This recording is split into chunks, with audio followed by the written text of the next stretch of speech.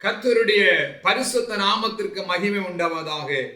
ஐக்கிய உபவாச ஜெப ஊழியங்கள் சார்பாக இயேசு கிறிஸ்துவின் நாமத்தினாலே உங்களை வாழ்த்தி வரவேற்கிறேன். இந்த நாளிலும் நாம் தியானிக்க தெரிந்து கொண்ட வேத பகுதி சங்கீதங்களின் புஸ்தகம் 22, அதிலே 3ஆம் வசனம். இஸ்ரவேலின் துதிகளுக்குள் வாசமாயிருக்கிற தேவரீரே பரிசுத்தர். நம்முடைய தேவனாகிய கர்த்தர் துதிகளின் மத்தியிலே வாசம் பண்ணுகிற தேவன். பரலோகத்தில் இருக்க நம்முடைய தேவனாகிய கர்த்தரை 24 மூப்பர்கள் 4 ஜீவன்களும் ஓயாமல் அவரை துதித்து கொண்டு இஸ்ரவேலின் தேவனாகிய கர்த்தர், சேனைகளின் கர்த்தர் பரிசுத்தர் பரிசுத்தர் என்று அவரை ஓயாமல் துதித்து கொண்டிருக்கிறார்கள். இந்த பூமியிலையும் நாம் நம்முடைய தேவனாகிய கர்த்தரை துதிக்கும் போது நடக்கிற காரியங்கள் ஆச்சரியமானவைகள். அதனால்தான் சங்கீதங்களில் புஸ்தகத்திலே பார்க்கும்போது தாவீது என்ற பக்தன் அதிகமாய் சொல்லுகிற காரியம், மரங்களை பார்த்து சொல்லுகிறான், சூரிய சந்திரனை பார்த்து சொல்லுகிறான், நட்சத்திரங்கள் எல்லாவற்றையும் பார்த்து அவரை துதியுங்கள் துதியுங்கள் துதியுங்கள் என்று சொல்லிக்கொண்டே இருப்பார். காரணம், துதிக்கும் போது அவருடைய பிரசன்னம் இறங்கி வருகிறது. இங்கு நாம் வேத புத்தகத்தில் 1 சாமுவேல் 16ஆம் அதிகாரம் அதிலே 14ஆம் 15ஆம் வசனத்தை வாசிப்போம். கர்த்தருடைய ஆவி சவுலை விட்டு நீங்கினார். கர்த்தரால் வரவிடப்பட்ட ஒரு பொல்லாத ஆவி அவனை கலங்க பண்ணி கொண்டிருந்தது. பாருங்கள், இது இஸ்ரவேலிலே முதல் தேவனால் தெரிந்து கொள்ளப்பட்ட ஒரு ராஜா. அவர் கர்த்தருக்கு பிரியமில்லாத காரியத்தை செய்த போது கர்த்தரால் விடப்பட்ட ஒரு பொல்லாத ஆவி அவனை கலங்க பண்ணி கொண்டிருந்தது. அப்பொழுது சவுலின் ஊழியக்கார் அவரை நோக்கி, இதோ தேவனால் விடப்பட்ட ஒரு பொல்லாத ஆவி உம்மை கலங்க பண்ணுகிறது. பாருங்கள், தேவனுக்கு கீழ்ப்படியாத போனது நிமித்தமாக ஒரு பொல்லாத ஆவி அவனை கலங்க பண்ணி கொண்டிருந்தது. அதற்கு என்ன செய்ய வேண்டும் என்று அந்த சவுல் ராஜாவுக்கு தெரியவில்லை. அப்பொழுது அவருடைய ஊழியக்கார் ஒருவர் சொல்லுகிறார். பாருங்கள், 18ஆம் வசனத்தை வாசிக்கும் போது, அப்பொழுது அந்த வேலைக்காரர் ஒருவன் பிரதியுத்தரமாக, இதோ பெத்லெகேமன் ஆகிய ஈசாயின் குமாரன் ஒருவனை கண்டிருக்கிறேன். அவன் வாசிப்பதில் தேறினவன், அவன் பராக்கிரமசாலி, யுத்த வீரன், காரிய சமர்த்தி, சௌந்தரியமுள்ளவன், கர்த்தர் அவனோடு கூட இருக்கிற. பாருங்க, இங்கு மிக முக்கியமான ஒரு காரியம், ஒரு தாவீது என்ற இளைஞனோடு கர்த்தருடைய ஆவியானவர் இருக்கிறார்.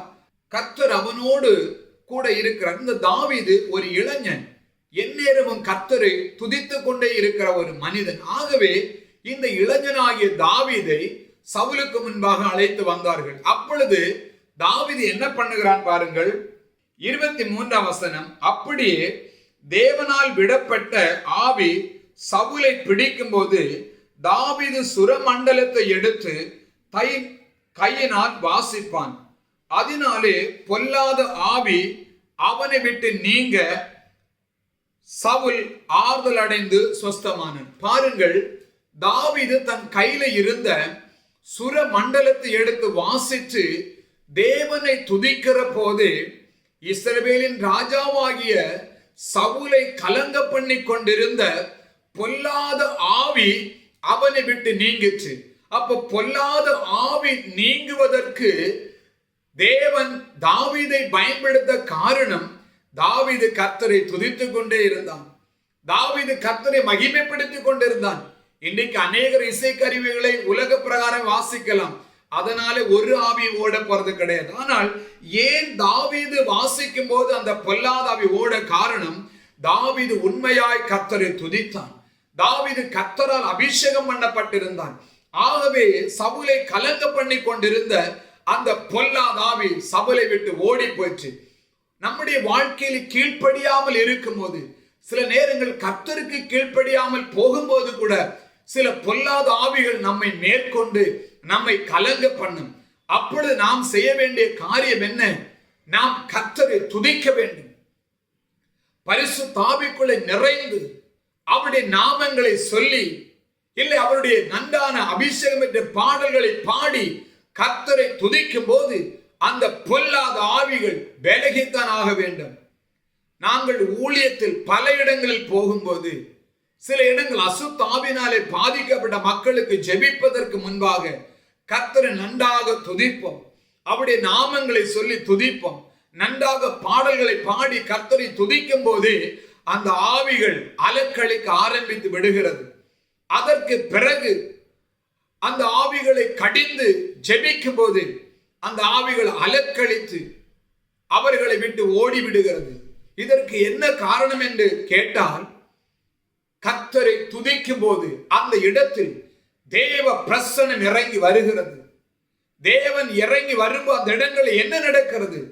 பரிசுத்த ஆவியானவர் இறங்கி வரும்போது, கர்த்தருடைய பிரசன்னம் இறங்கி வரும்போது, கர்த்தரை அந்த இடத்துல இறங்கி வரும்போது பொல்லாத ஆவிகள் கலங்க பண்ண முடியாது, கலங்கடிக்க முடியாது, பொல்லாத ஆவிகள் மேற்கொள்ள முடியாது. சவுலை கலங்க பண்ணின அந்த பொல்லாத ஆவி நீங்குவதற்கு ஒரே ஒரு காரணம், தேவனால் அபிஷேகம் பண்ணப்பட்ட மனிதன் தேவனை துதித்தத போது. உங்கள் வாழ்க்கையில் இப்படிப்பட்ட கலக்கங்கள் இருக்கும் என்றால், எதை குறித்தாவது கலங்கி தடுமாறிக்கொண்டு இருப்பீர்கள் என்றால், நீங்கள் எடுக்க வேண்டிய ஒரு ஆயுதம் துதி என்ற ஒரு ஆயுதம். இதை எடுத்து பாருங்கள். சத்துருவை கர்த்தர் கலங்க பண்ணுவார். துதிகளின் மத்தியில் வருகிற தேவன் அந்த வல்லமைகளை முறித்து போடுகிறார். இன்னொரு வேத பகுதியை கூட நாம் பார்க்கும்போது அப்போஸ்தலர் 16ஆம் அதிகாரம் அதிலே 25ஆம் வசனத்தை பார்க்கும்போது, நடுராத்திரியிலே பவுலும் சீலாவும் ஜெபம் பண்ணி தேவனை துதித்து பாடினார்கள். இங்கு மிகப்பெரிய 2 தேவ மனிதர்கள், பவுலும் சீலாவும், கர்த்தருடைய ஊழியத்தின் நிமித்தமாய் வந்த போராட்ட நிமித்தம் பவுலையும் சீலாவையும் அடித்து சிறைச்சாலையில் வைத்து அவனுடைய கால்களை தொழுமரத்தில் கட்டி அவர்களை அநேக அடிகள் அடித்து அந்த சிறைச்சாலை அடைத்து வைத்திருக்கிறார்கள். அப்பொழுது பவுலும் சீலாவும் என்ன பண்ணினார்கள்? அந்த கட்டுகளை பார்த்து கொண்டு இருக்கவில்லை, உபத்திரவங்களை பார்த்து கொண்டு இருக்காமல் நடு ராத்திரியிலே பவுலும் சீலாவும் ஜெபம் பண்ணி தேவனை துதித்து பாடினார்கள். தேவனை துதித்து பாடுகிறார்கள்.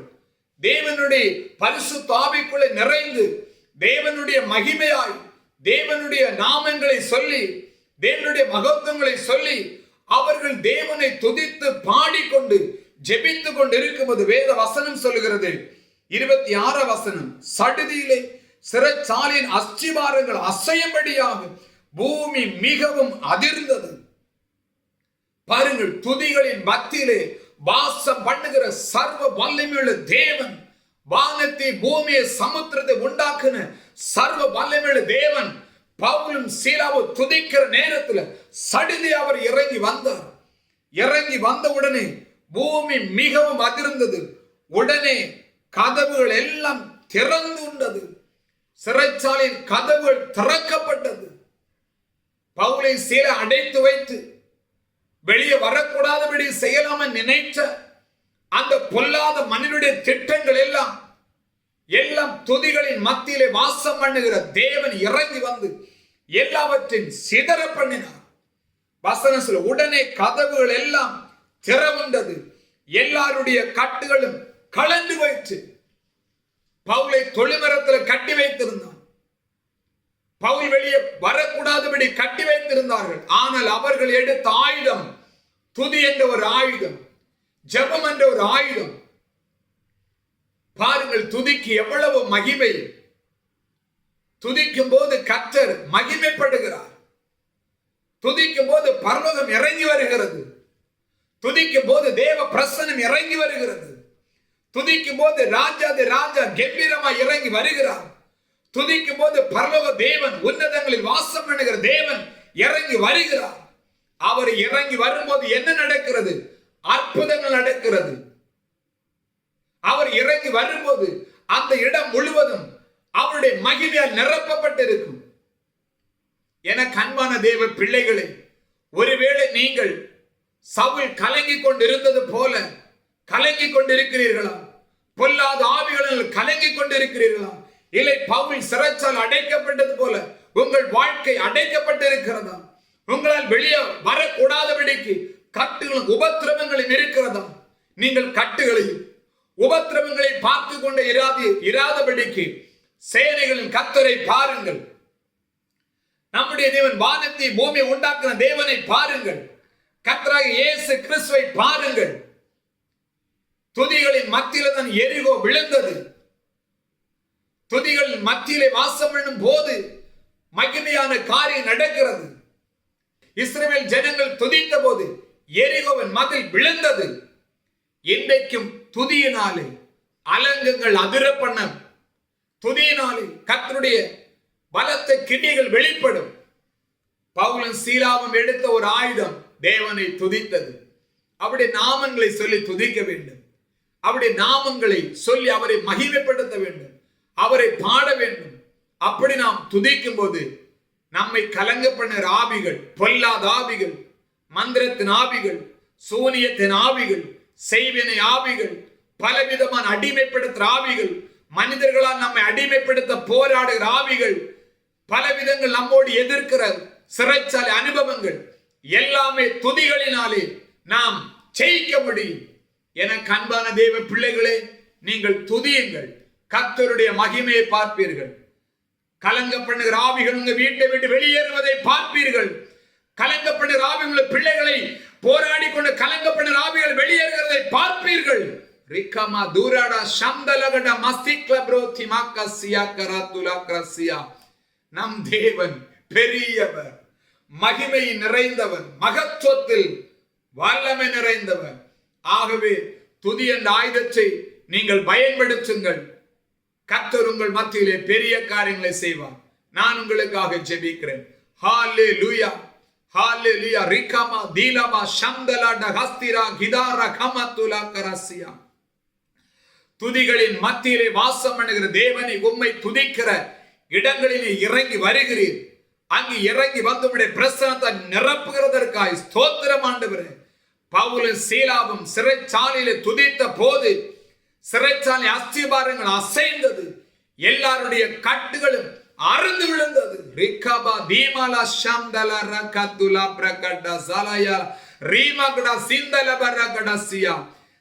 சவுலை ஒரு பொல்லாத ஆவி பிடித்த போது தேவனால் அபிஷேகம் பண்ணப்பட்ட தாவீது கின்னரத்தை எடுத்து வாசித்து தேவனை பாடும்போது சவுலை பிடித்திருந்த பொல்லாத ஆவி, கலங்க பண்ணின ஆவி வெளியேறினது போல இப்பொழுதும் இந்த நிகழ்ச்சியை பார்த்து கொண்டிருக்கிற தேவ பிள்ளைகளை கலங்க பண்ணுகிற ஆவிகள் துதிகளின் மத்தியிலே வாசம் பண்ணுகிற தேவனுடைய நாமத்தின் அவைகளை துரத்துகிற இயேசுவின் நாமத்தினாலே. யார் யாரை எந்தெந்த குடும்பங்களை கலங்க பண்ணுகிறாயோ பொல்லாத ஆவியை, கலங்க பண்ணுகிற பொல்லாத ஆவியை ஒவ்வொரு விட்டு இயேசு கிறிஸ்துவின் நாமத்தினாலே நீ வெளியேற கட்டளை கொடுக்கிற இந்த நேம் ஆஃப் ஜீசஸ். சிறைச்சாலை அனுபவங்கள் எல்லாம் இப்பொழுது வெளியேறுவதாக. சிறைச்சாலை அனுபவங்கள், கட்டுகள் எல்லாம் உடைக்கப்படுவதாக இயேசுவின் நாமத்தினாலே. மந்திர கட்டுகள், சூனிய கட்டுகள், திருமண தடை என்ற கட்டுகள், குழந்தை பாக்கியத்தை தடுக்கிற கட்டுகள், இன்னும் குடும்பங்கள் என்னென்ன கட்டுகளை வைத்திருக்கிறானோ எல்லா கட்டுகளையும் துதிகளின் மத்தியிலே வாசம் பண்ணுகிற தேவனை கர்த்தருடைய நாமத்தில் அவைகளை முறித்து போடுகிறேன். இந்த நேம் ஆஃப் ஜீசஸ். கர்த்தருடைய வல்லமை ஒவ்வொருவரையும் தொடுவதாக. கர்த்தருடைய வல்லமை ஒவ்வொருவரையும் தொடுவதாக. கட்டுகள் அறுக்கப்படுவதாக. வியாதியின் கட்டுகள் அறுக்கப்படுவதாக இயேசுவின் நாமத்தினாலே. கர்த்தருடைய வல்லமை தொடுவதற்காக ஸ்தோத்திரம் அப்பா. உம்முடைய பிள்ளைகள் துதிக்கும் போது நீர் பெரிய காரியங்களை செய்யும்படியாக ஜெபிக்கிறேன். துதி என்ற ஆயுதத்தை ஒவ்வொருவரும் பயன்படுத்தட்டும். உம்முடைய நாமம் மட்டும் மகிமைப்படுவதாக. உம்முடைய பிள்ளைகள் ஒவ்வொருவரையும் ஆசீர்வதிக்கிற இயேசுவின் நாமத்தினாலே ஒவ்வொருவரை கிருபை சூழ்ந்து கொள்ளட்டும். இயேசு கிறிஸ்துவின் நாமத்தினாலே ஜெபிக்கிற அன்பின் பரலோக பிதாவே, ஆமென், ஆமென், ஆமென். கர்த்தர் உங்களை ஆசீர்வதிப்பாராக. God bless you.